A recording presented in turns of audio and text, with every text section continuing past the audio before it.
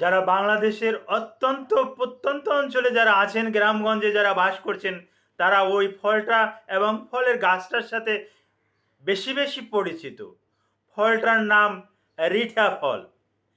এই ফলটা ইন্ডিয়া, পাকিস্তান এবং বাংলাদেশে প্রচুর জন্মে থাকে। তবে আগের থেকে এটার সংখ্যা ডে বাই ডে হ্রাস পাচ্ছে। একটা সময় আমাদের স্টুডেন্ট লাইফে দেখতাম এই রিঠা গাছ প্রচুর, কোথাও রিঠা ফল পড়ে থাকলে এই রিঠা ফলটা সংগ্রহ করতাম এবং এটা দিয়ে প্রয়োজনীয় কাজ যেগুলো এগুলো সেরে নিতাম। কিন্তু এখন কালের বিবর্তনে এই রিঠা গাছটা এখন বিলুপ্তির পথেই বলা যায়। সেই গ্রামগঞ্জে গিয়েও সেই গাছগুলো এখন আর আগের মতো দেখতে পাচ্ছি না।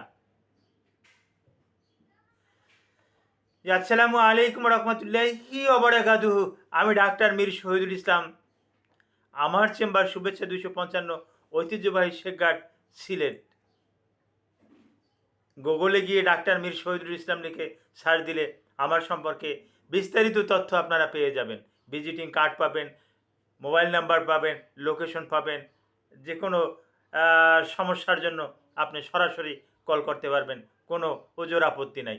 যে দর্শক শ্রোতা, আলোচনা করব একটা গুরুত্বপূর্ণ একটা ফল নিয়ে। ফলটা কিন্তু খাওয়ার জন্য না, ফলটার নাম রিঠা ফল। হয়তো মনে করছেন যেটা হয়তো বা ভালো মানের একটা পুষ্টিগুণ আছে খাওয়ার জন্য, কিন্তু খাওয়ার জন্য পুষ্টিগুণ না থাকলেও এর যে কত ব্যবহারিক কত গুণ আছে, এই গুণগুলো নিয়েই আমি আলোচনা করে আপনাদেরকে শোনাবো। এই রিঠা ফল, এটার ইংরেজিতে একটা নাম আছে। ইংরেজি নামটা ইন্ডিয়ান সোপবেরি। সোপবেরি মানে, সোপ মানে সাবান, সাবানের সাথে কিন্তু সম্পর্ক আছে। আর এটা কিন্তু আসলে সৃষ্টিকর্তা প্রদত্ত, এটা কিন্তু এক ধরনের সাবানই, তবে এর অনেক গুণ আছে। যখন সাবান আবিষ্কার হয় না, তখন থেকেই মানুষ কিন্তু এই রিঠার সাথে পরিচিত।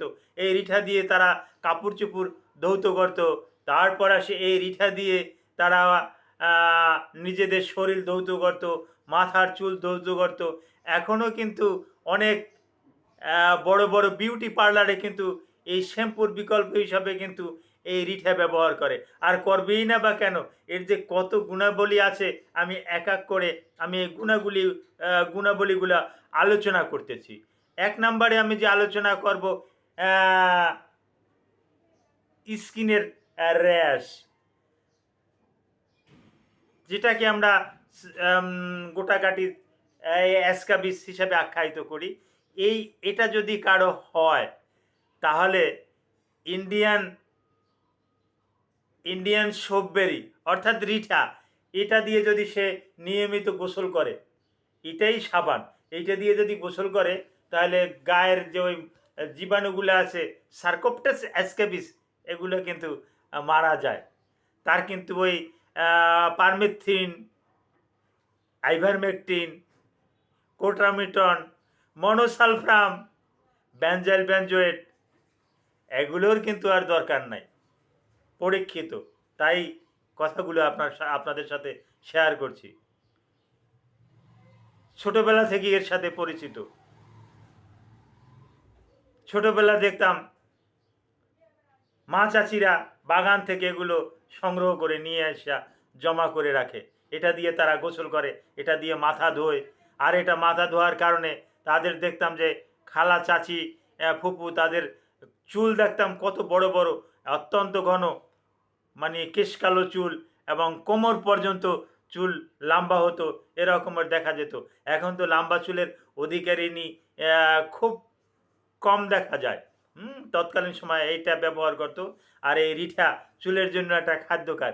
এর ভিতরে সৃষ্টিকর্তা প্রদত্ত, আমি স্টাডি করে দেখছি, এর ভিতরে আলফা টোকোফেরল আছে।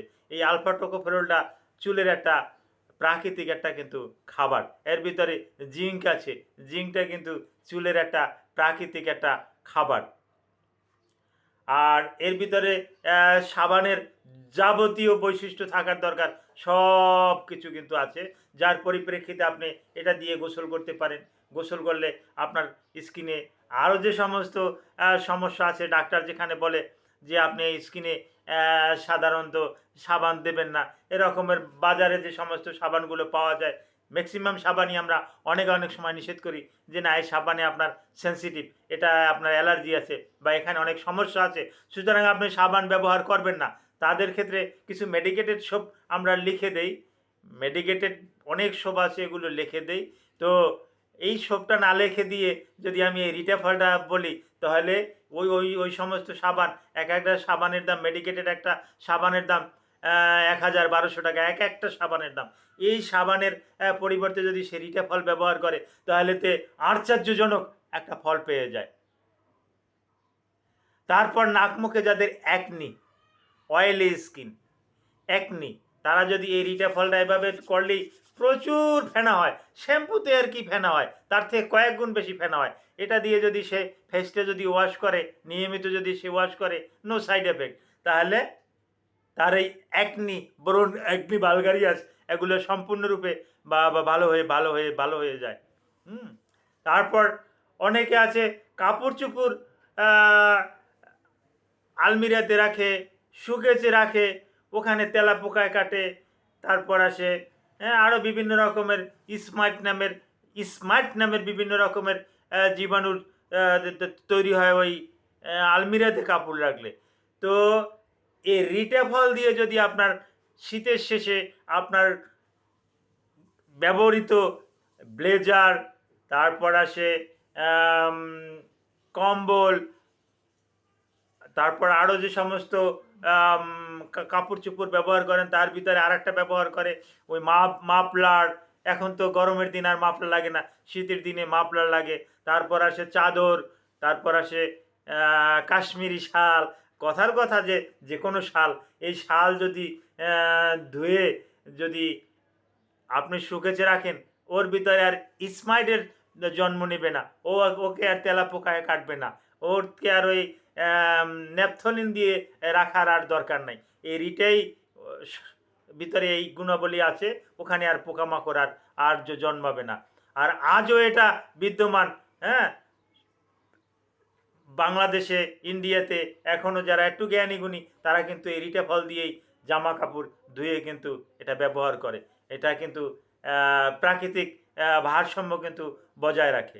রিটাফলের আর একটা উপকার, যাদের মাথা নিয়েই আলোচনা করছিলাম, চুল নিয়ে, যাদের চুল গজায় না, চুল পড়ে যায়, হেয়ার ফল যাদের বেশি, তারা যদি এই নিয়মিত রিটাফল দিয়ে গোসল করে শ্যাম্পুর মতন, তাহলে কিন্তু তাদের কিন্তু হেয়ার ফল বন্ধ হবে এবং টাক মাথায়ও কিন্তু চুল গজায়, এরকমের প্রমাণও কিন্তু আমি পেয়েছি। তাই কথাটা উত্থাপন করলাম, যারা টাক মাথা, তারা যদি নিয়মিত এই মাথাটা যদি ঠিক করে যদি ধোয়া হয়, তাহলে নূতন চুল গজাবে।